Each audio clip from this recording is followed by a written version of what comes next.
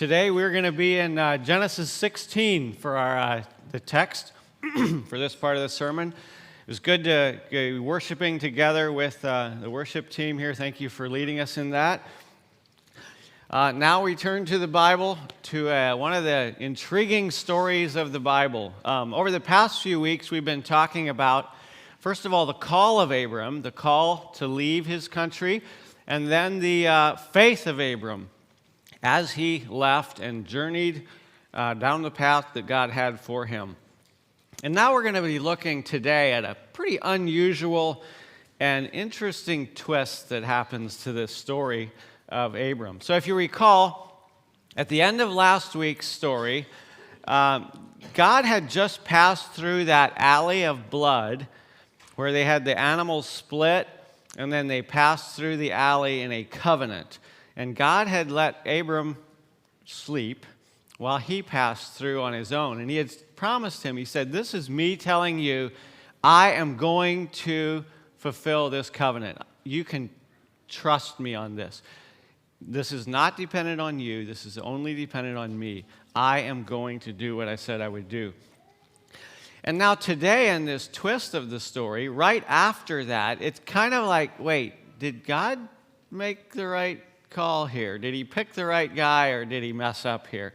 We know God doesn't mess up. But, you know, the point of the story here, I think, that we can get from it is that our stories are full of twists and turns. They're full of ups and downs, wins and losses, right? This story is as well. But what I'm so thankful for is that Jesus Christ passed through the blood as well in the new covenant, and he has sealed that covenant with you and I as well. And so no matter the twists and the turns that our stories have, the covenant, that new covenant that Jesus Christ sealed with blood, still stands.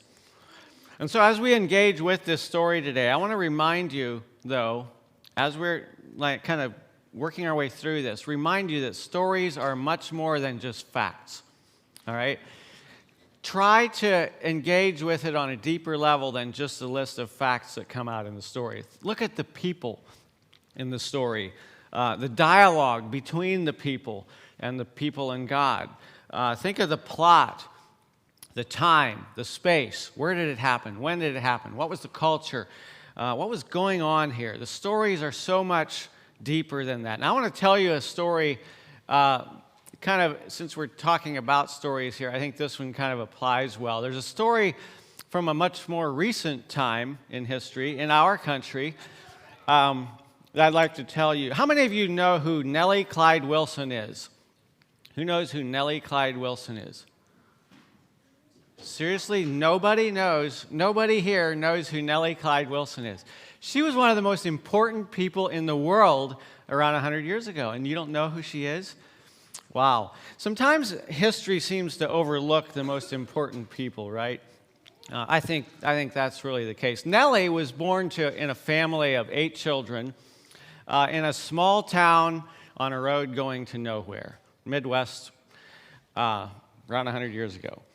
So when she was, I'd say, upper teens, she fell in love with an Irish Catholic named Jack.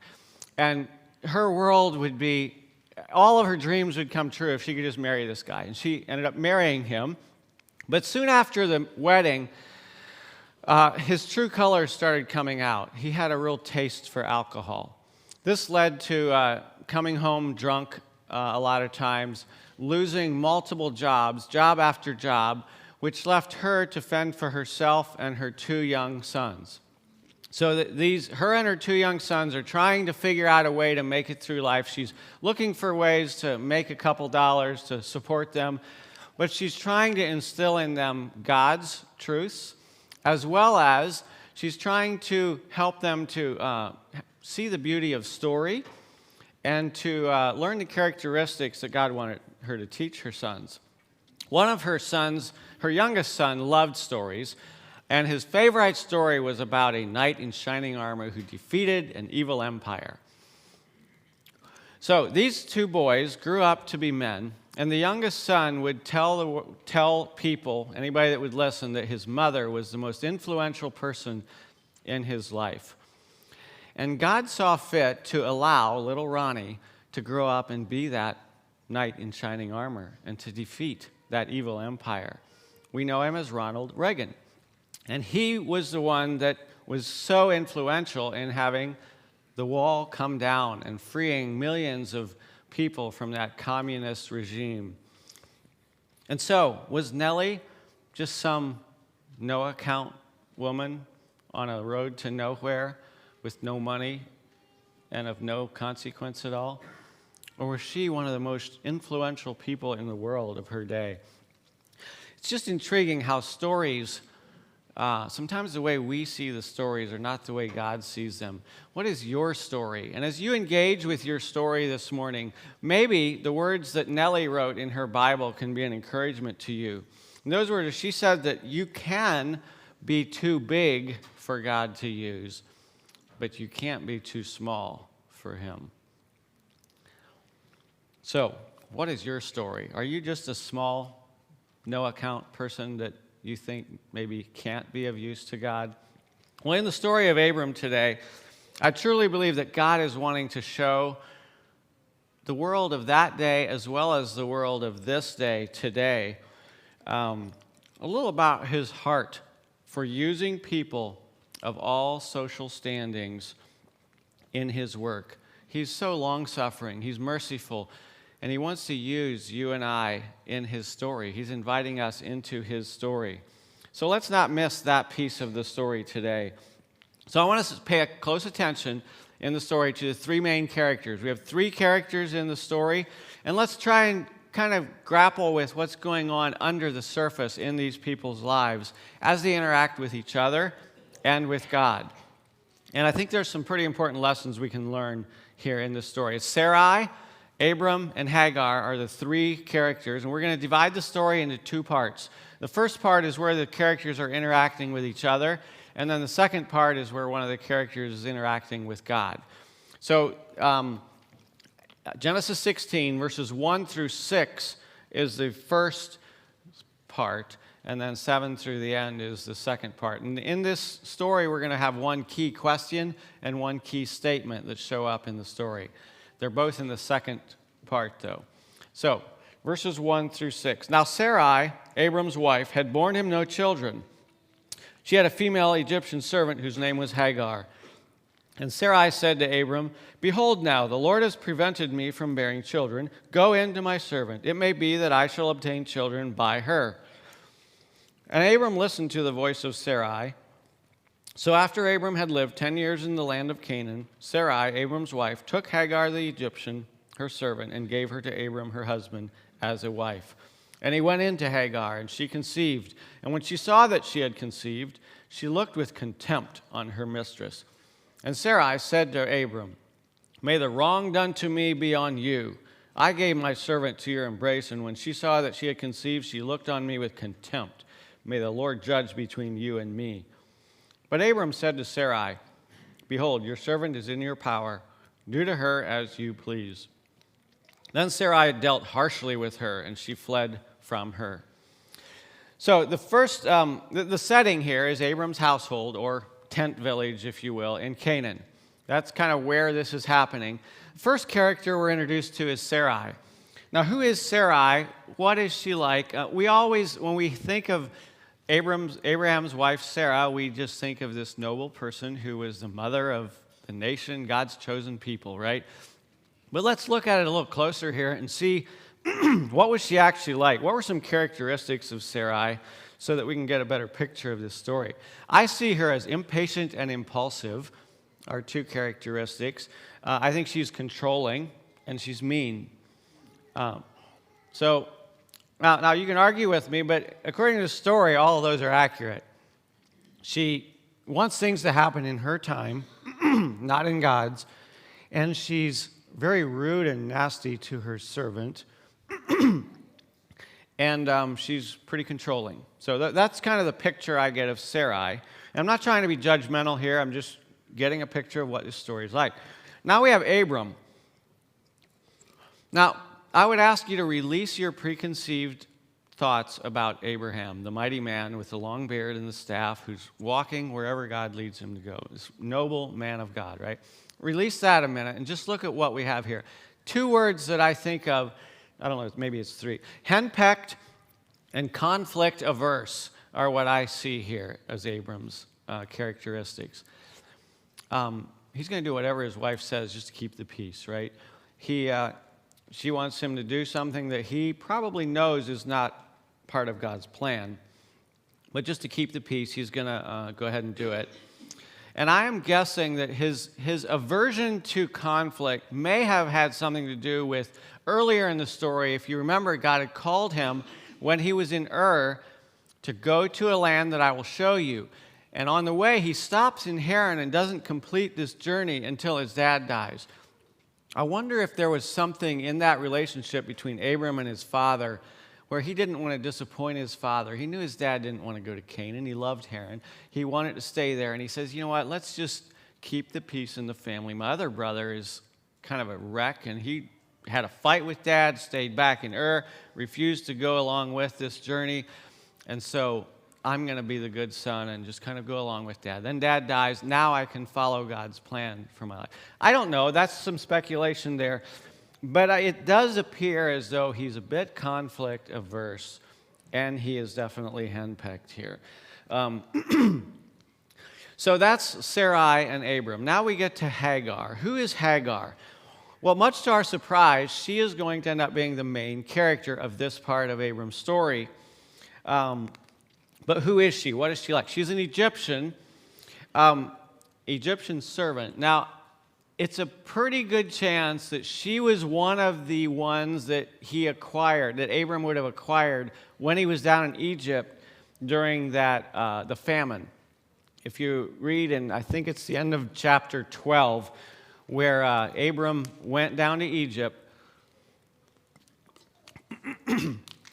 and during that time, because of his beautiful wife, the Egyptian king gave him some man slaves, women slaves, animals. He had gained quite a bit there. And so likely Hagar would have been one of these servants that he acquired there. So she's far away from home. She's missing her family probably, or at least the people that she would have known and been familiar with. So she's probably a bit sad on that front. And she evidently has a bit of a chip on her shoulder with Sarai here. I don't know, would it have come from the way she was acquired because of Sarai's beauty or something? And we don't know. But there was a chip on her shoulder anyway, because the relationship was obviously not healthy. And she's a servant. So she's likely not viewed as very valuable. Her value would have been very low. So those are the characters. Just to kind of get a picture here of what we've got here. We've got this group of characters that are far less than picture perfect. This picture that I painted would not have been posted on social media. This is not Facebook worthy. These are just the ugly reality of what these people would have looked like. And as I look at that, it seems to me that I would have probably fit really well into this cast of characters. And maybe some of you would have as well. But the tragic part of this story is that we see all three of these characters allowing their story, their past, to impact the relationships of today in a negative way. Their relationships in this story in a negative way. The stories from their past are having a very real and negative impact on their relationships. Like I said, we don't know exactly what all that would have been, but as we think about our past is the greatest influencer to our present, because there's pathways that are just worn into our brains from child up that just cause us to respond in certain ways whenever something is triggered. And it's difficult to retrain that. And some of you are much more in tune with how our brains work than I am. But it is a very, very complicated process to retrain our brains and to start responding differently. But there is a way to do that. And God wants us to engage with our past and get healing so that we can respond differently, so that we can maybe bond. Our past should help us to be able to bond with people rather than bondage causing bondage, bonding versus bondage. And so that is God's plan for our past. But now we're going to get to the part of the story where God begins engaging with Hagar. And we're going to see how he encourages her in this struggle with her past and her story and where this all goes. So look for that key question and the key statement in this next part of the story, verses 7 through 16. The angel of the Lord found her by a spring of water in the wilderness, the spring on the way to Shur. And he said, Hagar, servant of Sarai, where have you come from and where are you going? She said, I am fleeing from my mistress Sarai. The angel of the Lord said to her, return to your mistress and submit to her. The angel of the Lord also said to her, I will surely multiply your offspring so that they cannot be numbered for multitude. And the angel of the Lord said to her, behold, you are pregnant and shall bear a son. You shall call his name Ishmael, because the Lord has listened to your affliction. He shall be a wild donkey of a man, his hand against everyone, and everyone's hand against him. And he shall dwell over against all his kinsmen. So she called the name of the Lord who spoke to her, you are a God of seeing. For she said, truly, here I have seen him who looks after me. Therefore, the well was called Bir Lahairoi. It lies between Kadesh and Bered.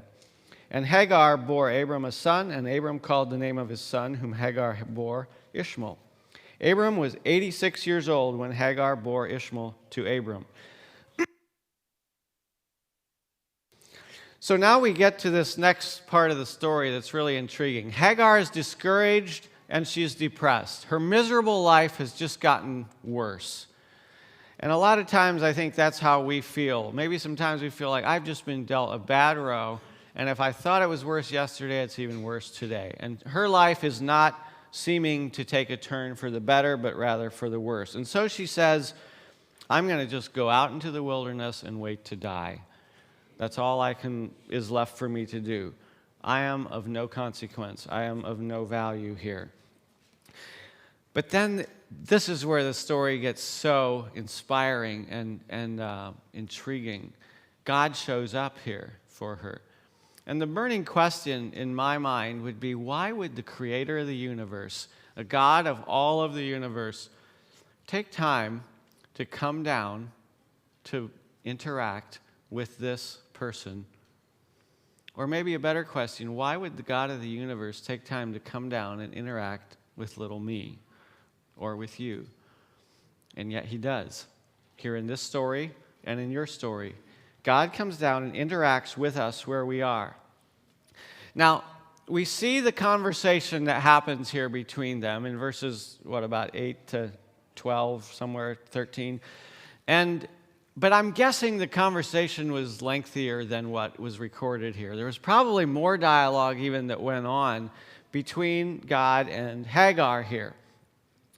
But here is where we see this key question come out. God meets Hagar there, and he asks her a question. He says, where have you come from, and where are you going? Now, I don't know if the author of Cotton Eye Joe was inspired by this verse or not when he wrote that song, but this is much, much deeper than that song. This is much more significant. So he says, where did you come from, and where are you going? Now, I don't think he was just simply asking for Egypt or Abram's tent village as the answer. He's inviting Hagar to engage with her story, to engage with her past. He's saying, what led you to this point? What was the journey? What was your journey that got you to this point where you and I are having a dialogue, he says. And it's the same invitation that God gives you and I. What brought you to this point? And it's really a statement that God is wanting you and I to understand his sovereignty and how that I have had a hand in getting you to where you are today. I have been orchestrating events, and they may not have looked good to you, and they may have been confusing, and you don't understand why, but I have had a hand in getting you to where you are today, and I'm not going to leave you. I'm going to go with you as you go from here as well. I'm going to walk with you. But I need you to think about where you came from first. And that's what he's asking here. And he's asking Hagar and inviting her into. What are you running away from? He's wanting her to know. And the message to Hagar, as she engages with this, the message to her and to you and I is go back. Go back to whatever you're running from and submit to it. Engage with it. Allow healing to happen at that point in your life. Why are you running away from this? Go back before we could go forward in a healthy way. In verses 11 and 12, where he kind of gives her the picture of what is coming next. You're pregnant. You're going to have a son. He's going to be the father of a great nation as well. He's basically showing her that in order to go forward into the blessings I have for you, I need you to go back and deal with what was in your past first. And then we can have the blessings that are going to come. Now, I want to also mention, this is not a fairy tale. This is not everybody's going to live happily ever after. That's not the way our stories usually end. There's pain in our futures as well. It's not going to all be exactly the way we would like them to be. But God is saying, I'm going to go with you. I'm going to be beside you. I'm going to be walking with you in this journey. Now, as we've engaged with this key question, now I want us to look at the key statement of this passage. So after Hagar has heard the question from God, and she's heard of the blessing that God has for her, now she makes a statement that is really, really intriguing to me. She says, you are the God of seeing. Isn't that interesting? She names God. Now, prior to this, God had never been called the God who sees before, or at least not that we know of. It's not in Scripture anywhere. So she's basically making up a name. So I guess it's okay for us to get a bit creative and name God. Give God a name that is real to us, that is personal to us. Glenn has named God the Great Finder. God, the Great Finder. When he loses things, and he does it a lot, I guess. Right, Leona? Yeah, keys, wallet, yeah. He prays. He gets on his knees and says, God, I lost my wallet. I know it's my fault, it's not yours, but could you help me find it? And he does a lot. So he's the Great Finder. That's the name Glenn has given God. What is the name that you could give God? This week, in our 21-day prayer focus, the focus for the week, every day has a focus and every week has a focus. This one is remembering and declaring who God is. And I love the way God works. I did not orchestrate the prayer calendar with my sermon calendar. I did not plan that they would come together like this. And yet God said, I think it would be neat if they'd worked out together. And so it's so neat that this week, as we focus on that in our prayers, my prayer for you is that God would show himself in some special way that you could name him in a personal way. Or maybe he'll just bring to remembrance something in your past where he showed up and you can name him. Because God does want to be a personal God to you. Maybe you're going to name him, you are the God of reconciliation because you brought us together. Maybe the God of financial freedom. When I thought there was no hope, you helped me find a new job or a way to pay the bills. Maybe he's the house finder. He was that to me 10 years ago when I needed a home for my family, and he brought us a home. Maybe he's the God of mended relationship. Maybe he's the God who heals. If Danny Toth this morning is listening or praying this prayer, he is going to name God the God who heals, I believe. Right, Rachel? Last night we were praying specifically for Danny. And I remember my specific prayer was about that brain bleed. And I was just asking God to make it be little or of no consequence or heal it. Or it was all about this brain bleed. I was just really praying about it. And then a few hours later, I heard from them that the neurologist went in and said, oh, it's just a tiny little bleed. It's of no consequence. It's going to be fine. You're going to be just fine. And you know what my initial thought was? wow, he's lucky that it wasn't worse.